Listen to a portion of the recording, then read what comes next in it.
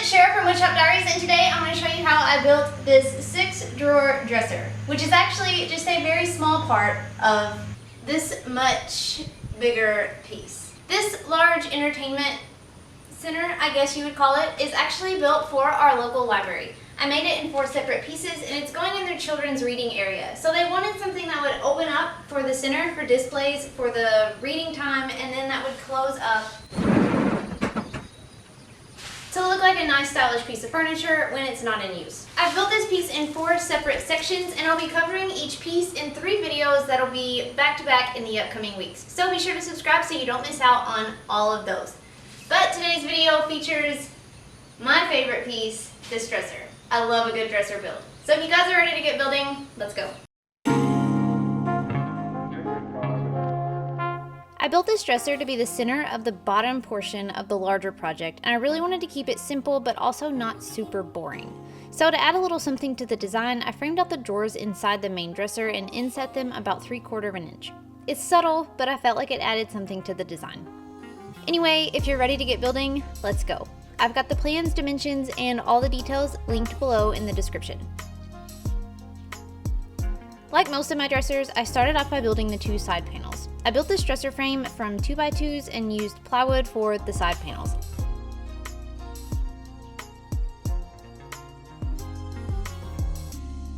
I cut down my 2x2s first, and then I cut down my plywood sheets. I've got a video on how I cut down my plywood sheets that I'll link below if you're interested. Once I had my dresser legs and side panels trimmed to length, I simply attached the side panels like shown using pocket holes and screws.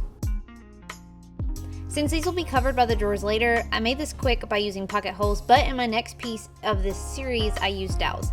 Either way works fine.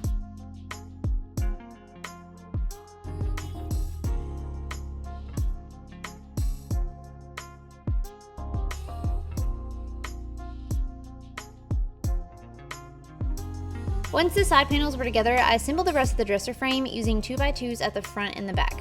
I used wood glue and pocket hole screws, but again, you could use another joinery method here as well if you wanted.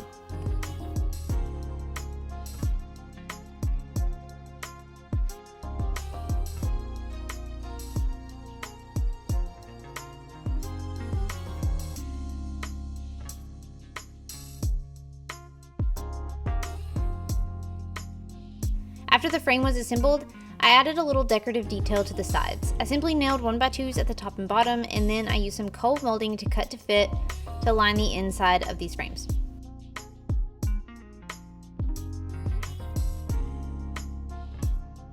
At this point, everything so far was going to be painted white, and everything else following this will be stained. So I went ahead and painted this frame before moving on with the next step. I'm not showing much of the painting process here because 1, it's very boring, and 2, I know that all of you are just going to tell me to get a paint sprayer. So we're just going to skip over that part. So once the paint was dry, I moved on to the inside details. The first thing I did was install 2 more 2x2s in the middle, at the top and the bottom of the dresser frame. And then I cut to fit pieces to frame out the drawers like I mentioned earlier in this video. I used some 1x3s for this and test fit everything together before staining them and installing. I'm a super messy stainer, so there's no way that I could have stained this once it was installed. So after making sure it would all fit, I gave it a coat of stain, then glued and nailed this trim piece in place on the dresser frame.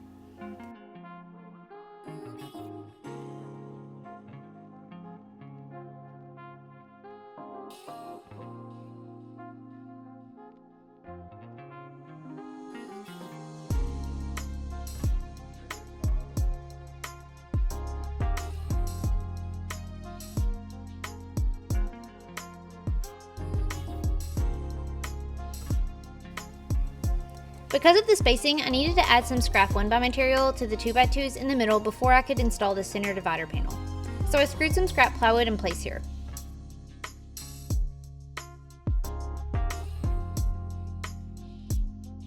Then I could add the middle divider between them. I edge banded the front of the divider to cover the plywood edges and then installed it in the center using pocket holes and screws like shown. Now it was time for the door slides. I installed 6 pair of 16-inch soft close door slides into this dresser, but to do this on the sides, I had to add some scrap wood spacer blocks where the slides needed to mount. I screwed 3/4 inch plywood scrap blocks in where I needed the slides to go, and then I just attached the slides on top of those. But in the middle here, I could just mount these slides directly onto the panel. The trim detail on the front just kind of made everything else a little bit more complicated.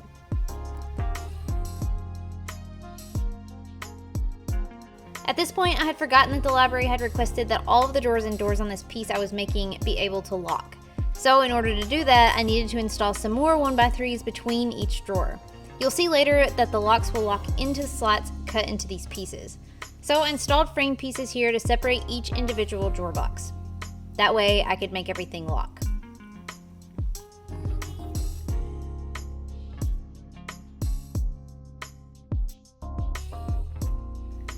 Now it was finally time to build and install the drawers.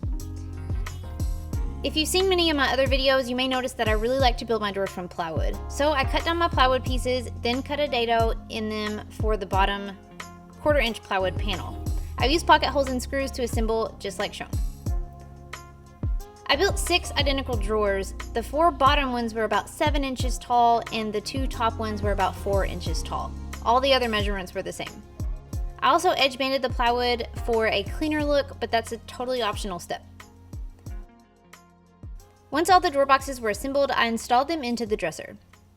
By the way, I have a super detailed guide for how to build and install drawer boxes and drawer slides that I will link below if you're interested.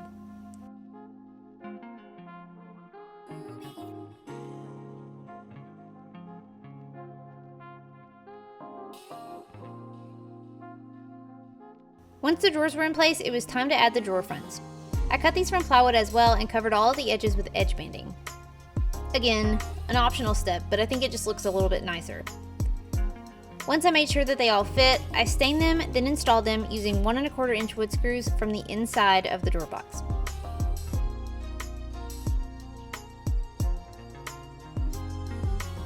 The last piece of the dresser was the top. I cut the top from 3/4 inch plywood and edge banded all the sides. I figured it would be easier to stain this before I installed it, so I went ahead and sanded and stained it before attaching it to the dresser base. Once the stain was dry, I centered it on the base and screwed it in place through the frame using 2-inch wood screws at the front and the back.